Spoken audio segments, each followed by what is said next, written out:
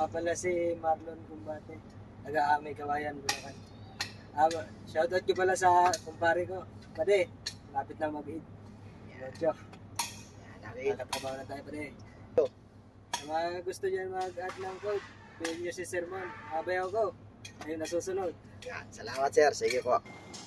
So ayan po si Sir Marlon. Ito si Sir Marlon, taga Bulacan po to. May Kawayan, Bulacan po. Yan. So ito si Sir, mag-additional to ng code 8. So yun nga po, PDC certificate po requirements natin sa LTO para makapag-additional code. So ito si Sir, first time lang din makahawak ng D20. So yung mga gusto dyan mag-additional code 3 at code 8, mag-PM lang po. PDC certificate po ang requirements natin sa LTO para makapag-additional code. Yan. PM nyo lang po ako, tulad dito ni Sir, nag-PM lang po sa akin para magkaroon tayo ng discount sa PDC.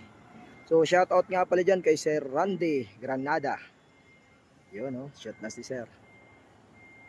Pati kay Sir Akia Resel Ibak, shoutout sa iyo Sir, laging nanonood dito si Sir. Ito, lagi daw nanonood si Sir na Nolencio Romero Rodica Rolando Jr. Ito, taga Batang Pier tong mga to. Batang Pier daw siya. Mint Manila Port. Yan. Shoutout sa iyo Sir, maraming salamat. Okay, sa kabilang side naman si Sir magpa-parking.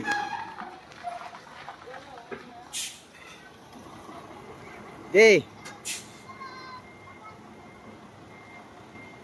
So kahit first time po pwedeng mag-enroll dito basta may 1, 2, 3 kayong lisensya.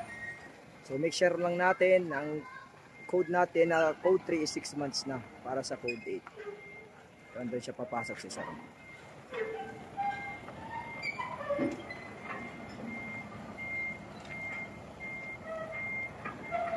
So malikot po ang D20 kaysa di 40.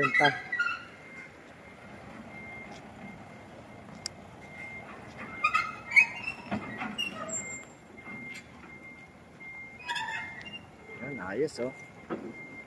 Kahapon hirap na hirap dyan si Sir, pero ngayon yakang-yaka niya na.